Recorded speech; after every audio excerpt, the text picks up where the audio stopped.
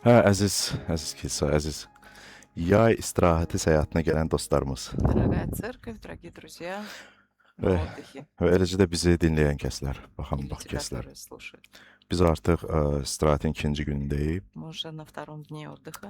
Səhər vaxtıdır, gözəl təbiətdəyik. Это утро и прекрасная Gözəl природа, gün var, gözəl hava var. солнышко, воздух хороший. Və əlbəttə ki, istəyirik ki, bu səhər birlikdə Rəbbin sözü ilə dolaq. И мы хотим сегодня, конечно же, наполниться Словом Божьим. Və Rəbbin sözü necə Davud deyir, bizim gücümüzdür, qalxanımızdır. Как Давид говорит, Божье Слово – это наш щит и защита. Bəli, və müdafiə yerimizdir və bizim ürəyimizi qoruyur. Это место, где мы защищены, и оно защищает наше сердце. Və ona görə biz istəyirik axtaraq bu sözü. И поэтому мы хотим это Слово искать. Deməli, biz dünənləri sizinlə başladıq Efeslilərə məktubdan. Вчера мы начали послание к Ефесянам. Kimin yadındadır bizim ümumiyyətlə bu səfərin mövzusu nədir, nə gedir adı? Кто помнит, как называется тема нашей поездки? Hər yerdə pastor üçün yapışdırıb divara böyük hərflərlə orada Везде yazılıb. пастор Ильчин налепил на стены, и там видно большими буквами. Məsihdə yeni həyat. Çox sadədir, üç Новая söz var. жизнь во Христе. Yəni təkrarlayaq. Məsihdə Новая yeni жизнь həyat. во Христе. Okay. Deməli, bugünkü bizim mövzumuz keçəcəyik artıq. Dünənlər biz Efeslilər 2-ci fəsildə 1-ci ayədən 10-cu ayəyə qədər baxdıq sizinlə. Вчера мы посмотрели Ефесян 2 глава с 1 по 10 стихи. Bu günlər isə Efeslilər 4-cü fəsil 1-dən 6-ya qədər baxacağıq. А сегодня мы посмотрим Ефесянам 4 глава с 1 по Da 1 по 6. 6. Tak, günümüzün əsas fikri nədir? Onu yadımıza salaq. Так, Kimin давайте yadındadır? вспомним основную мысль сегодняшнего Allahın дня. məni çağırdığı həyata layiq həyat yaşamaq istəyirəm. Я хочу жить О. жизнь достойную той, которой Бог меня призвал. Biz bu günlər çağırış haqqında danışacağıq. Сегодня мы будем говорить о Ki- призыве, Allah bizi çağırıbsa mən ona layiq həyat yaşamaq istəyirəm. что если Бог меня призвал, я хочу жить достойно этого. Tak. Deməli, dünən nə dedik? Dünən dedik ki, Allah bizi öz lütfü ilə xilas etdi. Düzdür? Вчера мы сказали, что Бог спас нас по своей благодати. Və bu bizim yaxşı olmağımıza görə, bizim xidmətimizə görə, əməllərimizə görə deyildi. Это не потому, что мы хорошие, или у нас служение, или дела хорошие. Amma nə üçün idi? Niyə görə bizi Allah belə mərhəmət göstərdi, lütf verdi? Niyə? Но почему Бог дал Kim diyor благодать и милость? Özünə görə, biz lütf deyirik də bu sözə. Bol məhəbbətinə görə, zəngin mərhəmətinə görə ki, hər səhər yenilənir. Он из-за себя, из-за великой благодати и большой милости Eləcə lütfinə görə. и благодати. Bu səhər Pavel biz görəcək ki, bizi artıq növbəti mərhələyə aparacaq. Здесь мы видим, что Павел поведет нас в следующий этап. O artıq Allahın deməli lütfü sizin üçün nə etdidən bizi aparacaq ki, siz indi necə yaşamalısınız? Он, значит, из благодати ведет нас к тому, как мы должны жить теперь. Ki, belə bir suala keçir. Və bu Efeslər məktubun demək olar ki, dönüş nöqtəsidir. И это поворотный пункт послания к Ефесянам. İlk 3 fəsildə biz görürük ki, Pavel Allahın işindən danışır. Первые 3 главы мы видим, что Павел говорит о делах Божьих. Efeslər 6 hissədən 6 fəsildən ibarətdir məktub. Послание к Ефесянам состоит из 6 глав. Bilirsiniz, Pavel məktubu yazanda elə ağzına gələni yazmırdı orada. И когда Павел писал это послание, он не писал, что попало. Çox güclü bir ardıcıllıq var idi. Но там есть четкая Məntiq var idi последовательность. orada. Там есть логика. Birinci 3 fəsildə dediyimiz kimi В первых 3 главах, как мы сказали, Pavel Allahın işindən danışdı. Павел говорил о Божьих делах. Son 3 fəsildə isə А в последних 3 deyir ki, indi bax bu həqiqətə uyğun yaşayın. он говорит о том, что мы должны жить соответственно этой истине. Biz sizinlə bu qısa səfərimiz vaxtı birinci 3 hissədən ancaq ikinci fəslə baxa bildik. Значит, Из первых 3 глав в течение этой поездки мы смогли рассмотреть только 2 главу. Və kifayət qədər zəngin bir yerdir ki, harda deyir ki, Allah bizim üçün nə edib. И это очень насыщенные стихи, где говорится о том, что сделал Бог для Növbəti нас. 3 fəsil deyəcək ki, biz bu həqiqətə uyğun Следующие 3 главы будет говориться о том, что мы должны, как мы должны жить соответственно всему. Bizə Это очень logично. Allah nə edir, sən necə yaşamalısan indi Что əvəzində. сделал Бог и что ты Və должен делать. 4-5-ci fəsillərdən biz bu gün axşam, bu gün səhər və sabahlar səhər deyəcəyik. И 4-5 Gəlin главы oxuyaq. мы разберем сегодня вечером и завтра. Gəlin indi açaq biz birlikdə Efeslər 4-cü fəsli 1-ci bənddən 3-cü bəndə qədər oxuyaq. И давайте 4 главу с 1 стиха прочтем. Deyir ki, beləliklə Rəbdə olduğunuz üçün məhbus olan mən sizə yalvarıram ki, aldığınız çağırışa layiq şəkildə həyat sürəsiniz. Tamamilə itayətkar və həlim, səbirli olub bir-birinizə məhəbbətlə dözün. Ruhun birliyi sülh bağı ilə qorumağa çalışın. Yəni rus dilində bəlkə ehtiyac yoxdur oxumağa, hamımız biz şükür Allah На rus dilini русском bilirik. вы прочитайте, пожалуйста, сами. Deməli burada belə bir sözlə başladı. Beləliklə. Итак, начинается стих. Fikirləşən bu təsadüfi deyildi, bu sözü istifadə eləyib Pavel burada. Не случайно это слово здесь. Yəni biz əvvəlki fəsillərə görə yenə də bunu başa düşürük ki, demir ki, yaxşı olun. Тут не говорится, что, ну, будьте добрыми или Baxın, хорошими. əvvəlcə o dedi ki, Allah sizi xilas edir. Сначала он говорит, Бог на вас спас. Sonra deyir beləliklə, Allah sizi xilas edib. Beləliklə, Итак, Бог вас спас. Итак, xristian həyatı həmişə lütfün nəticəsi olub, dostlar. христианская жизнь всегда была результатом благодати. Yəni bizim həyatımız imanlı kimi, əgər biz bu günlər imanlı kimi praktiki xristian həyatını yaşayırıqsa, Если мы сегодня как верующие живем практической христианской bu жизнью, ancaq lütfün nəticəsi. Lütfə görə mümkündür, это eləyirik. возможно только по благодати. Artıq qəbul olunduğumuz üçün biz belə yaşaya bilirik. Мы можем так жить, потому что уже принято. Əks halda dindar olardıq. Иначе мы были бы Düzdür. Əks halda религиозными. biz fikirləşərdik, nəyisə eləmək, qazanmaq, eləmək, bunu da eləyim, onu da. Görəsən eləməsəm necə olacaq? Görəsən kilsəyə getməsəm, görəsən bunu eləməsəm necə olacaq? Bu suallarda yaşayardıq. Иначе мы были бы окутаны вопросами и постоянной суетой о том, что вот я Bu- и это должен, и это должен. Bu suallar yəni hamımızın ağlına gəlir. Bu normaldır, bu gəlir bizim ürəyimizə. Эти вопросы, конечно же, приходят на ум, и это нормально. Amma yazının da məqsədi odur ki, təlimin də məqsədi odur ki, bizi bu suallar gələrkən ürəyimizi qorusun. O dəqiqə bloklasın ki, sən lütfün nəticəsində yaşayırsan. Yəni narahat olma, Rəbb səni xilas edib. Но цель Писания и учения в том, чтобы когда приходят такие вопросы, чтобы они сразу же получали свой ответ, что ты живешь в результате благодати. Amma baxın, и burada не başqa bir надо məqam. Dünənləri biz беспокоиться. toxunduq Efeslər 2:10. Но есть другой момент, Ефесянам 2:10. Lütf bizim həyatımızda həmin o yaxşı bəhrələri verməlidir. Благодать в нашей жизни должна давать добрые Lütfü almaq результаты. o demək deyil ki, indi lütfü almışam, mən kilsəyə getməyə də bilərəm, onu eləməyə də Получить- bilərəm, onu bu birisi qardaşıma xidmət etməyə də bilərəm. Bu demək deyil. Получить благодать это не значит, что теперь я могу не ходить в церковь, не помогать братьям. Yəni mən indi düz başa düşün, heç kimi mən burada qınamaq istəmirəm ki, niyə kilsəyə gəlmirsən? Çünki bu həyatımızın prioriteti olmalıdır. Я не хочу сейчас осуждать никого, поймите правильно, если кто-то не приходит или не может приходить в церковь. Çünki Но это должно быть приоритетом нашей жизни. kilsə bu Məsihin bədənidir. Потому что церковь – это тело Biz Христа. kilsəyə gələndə düzdür, bir-birimizi görüb toxunuruq, amma biz əgər bu düşüncə ilə gələm, yenə də mən gəlib Rəfiqə xanımı görəcəyəm. Məsəl üçün üzr istəyirəm, görəcəyəm. Bu əlbəttə ki, mən onda kilsəyə gəlmək istəməyəcəm. Amma mən gəlib fikirləşəndə mən gəlib Rəfiqə xanımda Məsihi görəcəyəm. Mən ora qaça-qaça gələcəyəm. İstəyirəm onu qucaqlayım, öpüm, əlindən deyim ki, nə yaxşı ki mən burada səninlə bir yerdə oturub Rəbbə həmd edə bilərəm. И если я прихожу в церковь, то есть приходя в церковь, мы касаемся друг друга и в друг друге касаемся Христа. Если Okay. Ona görə dostlar, çox vaxt deyəndə ki, məsəl üçün kilsədə pastor yaxud kimsə deyəndə ki, kilsəyə gəlim, kimin üçünsə bu elə bir qıcıqlanma kimi olar ki, yəni ki, nə var kilsədə, amma qulaq asın. Məsələ kilsədə deyil, məsələ Məsihdədir.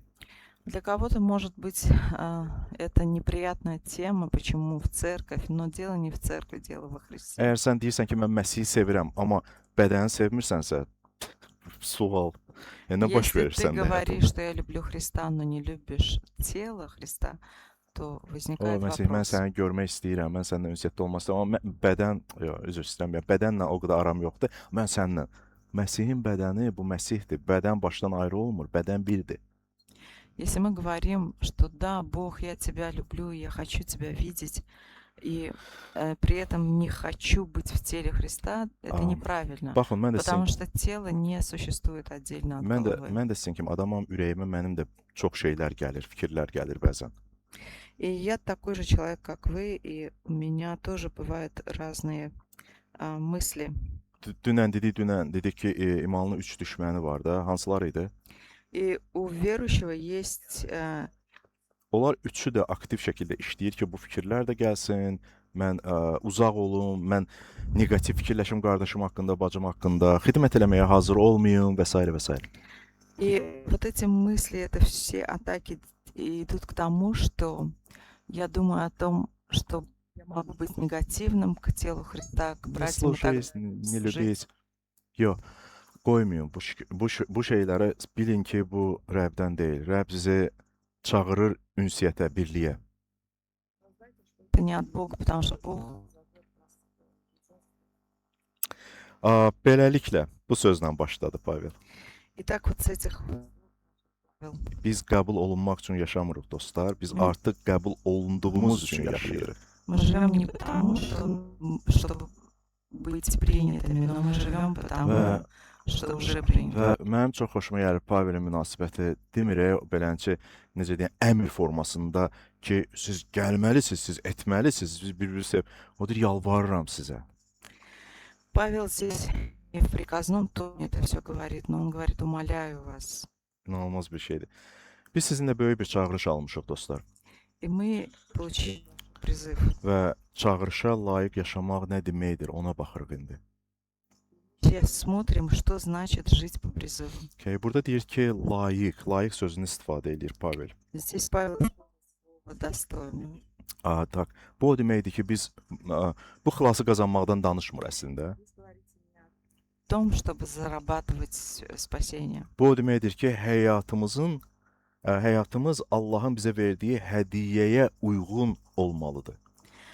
Это значит, что наша жизнь должна быть соответствовать подарку Божьему. Məsələn, bir ölkənin səfiri hansısa xarici ölkədədir də təbii ki, özünü necə aparır? O özünü layiqli şəkildə aparmalıdır. Öz vətəndaşlığı haradısa, yəni ki, hansı ölkədən gəlibsə, ona uyğun səfir kimi aparmalıdır, düzdür? Посол в чужой стране должен вести себя достойно, потому что он представляет страну. Biz də Məsihin nümayəndələriyik. Dünən deyib, bizim vətəndaşlığımız bu səmalardandır. Biz oranın vətəndaşlarıyıq, burada yaşayırıq sadəcə. А мы представляем Христа, и мы жители небес, которые представляют здесь İnsanlar Tehranı görəndə, məni görəndə, Xəzəri görəndə, sizi görəndə Məsihi görməlidir əslində. И люди, когда видят нас, каждого из нас, они должны в нас видеть Христа. Və indi Pavel bu hissədə 4 xüsusiyyət sadalayır. И здесь Павел перечисляет 4 качества.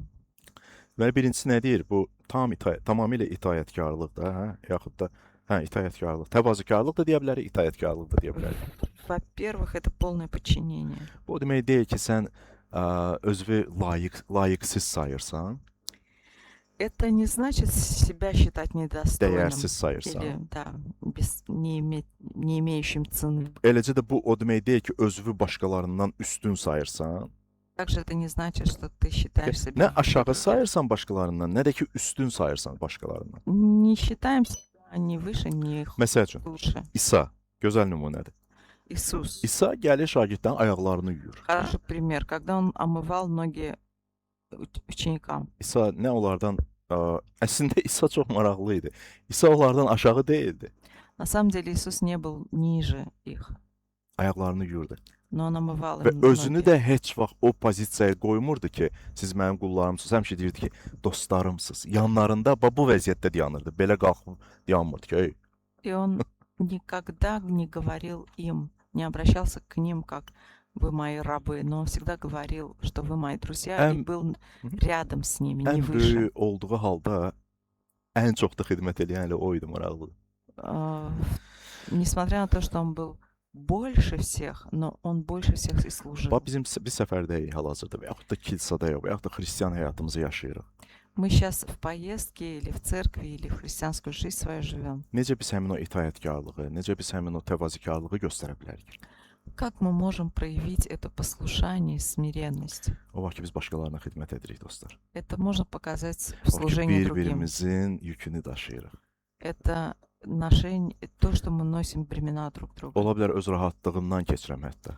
Может быть, за счет своего комфорта. Okay, ola bilər mən stulda oturmuşdum, amma deyirəm ki, yox, Rəfiqə xan bayaq stulda oturmuşdu, götürür stulu az qala verir Layla ki, sən otur. Например, если я сижу на стуле, но вижу нужду другого, я могу это отдать ему. Yəni hamımız bu cür düşünürük ki, necə biz birimizə xidmət eləyək. Вот об этом мы думаем все, чтобы послужить Necə друг другу. təkcə mənə yox, amma hamımıza yaxşı ola bilər. Elə Думайте о том, как сделать, чтобы хорошо было не только Bizim мне, də но artıq все. praktik şeylərə keçmiş. Pavel bundan danışır. И мы переходим на Xilas практическую olmusan, часть. Павел об этом xilas говорит. olmamısan ki, deyəsən ki, hə, lütfə almışam, indi istəyərəm oturaram, istəyirəm otur. Yox. Sən deyirsən ki, mən necə sənə xidmət eləyə bilərəm? Düzdür? Ты получил благодать, и теперь живешь не так, как ты хочешь, а думаешь о том, как послужить другим. Məsəl üçün indi yay müddətidir, hamı dincəlmək istəyir. Samir müəllimsə götürüb yeni imanlılar üçün dərslərə hər sədaqətlə hər 4-cü gün kişiləri, qadınlar orada yığışır başına və Allahın sözünü öyrənir. Məyər bu gözəl deyil, sən vaxtı versən, öz rahatlığın yox, amma istəyirsən ki, hamıya yaxşı olsun. Сейчас, например, летнее время отдыха, но Самир Мялим верно каждый четверг проходит уроки новым верующим. Мне прекрасно это. Dostlar, ikinci söz burada deyir həlimlik.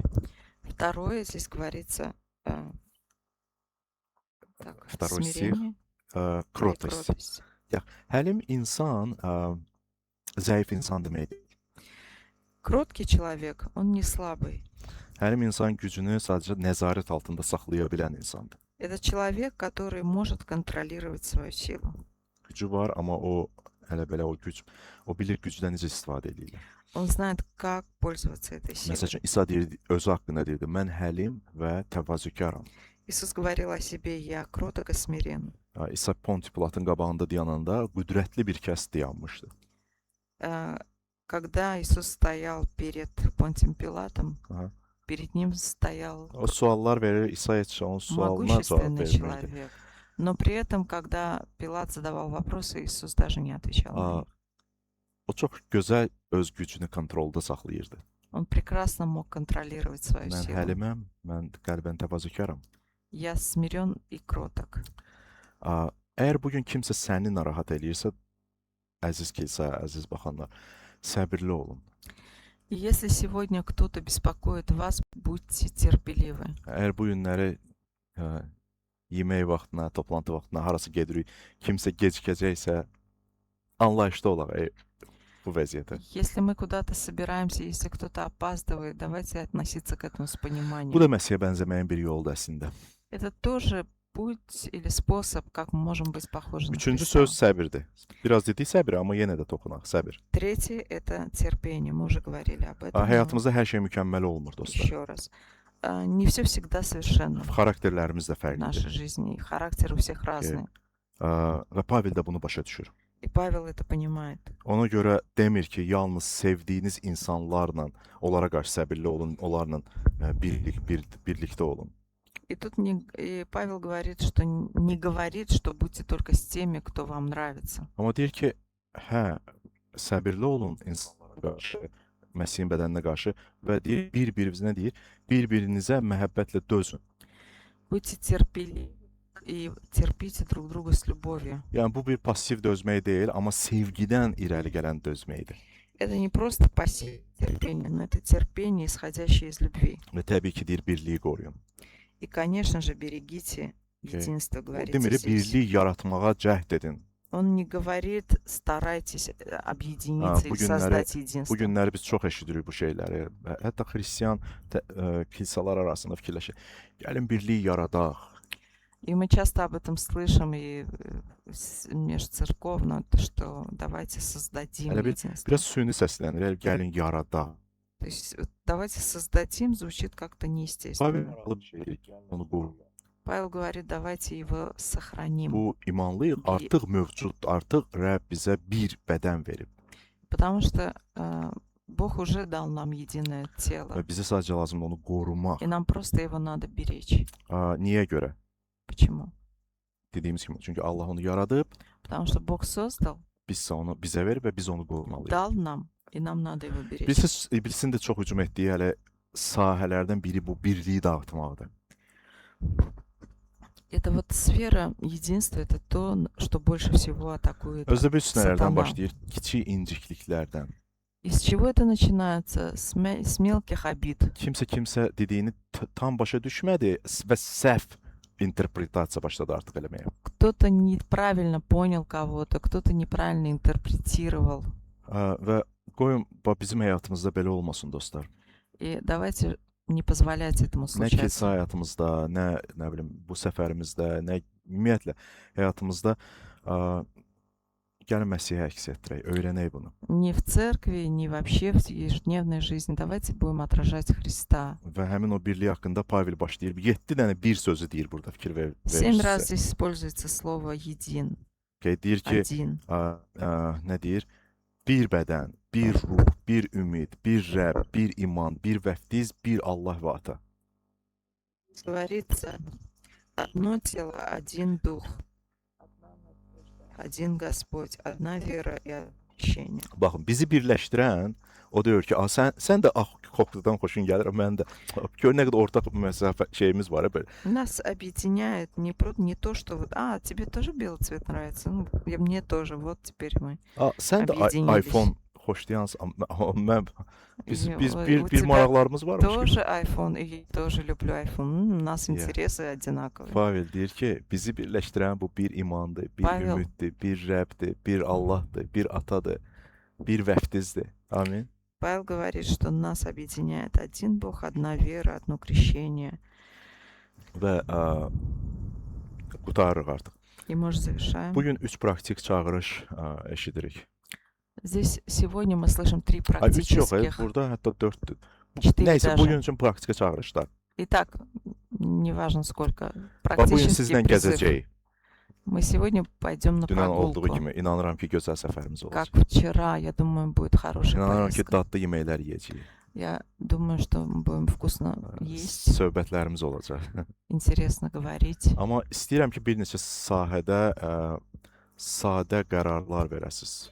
Но я хочу, чтобы вы приняли простые решения в некоторых областях. Heç kimi tənqid etməyin bu günləri. Не критикуйте никого сегодня. Nəinki bu gün. Həyatınızda çalışın heç kimi tənqid etməyin. Не только сегодня, вообще по жизни старайтесь не критиковать. Mən bilirəm ki, bu gün məhz o qədər fikir gələcəksə ki, tənqid eləyəsiniz. Öz əqlinizlə və yaxud da sözünüzlə.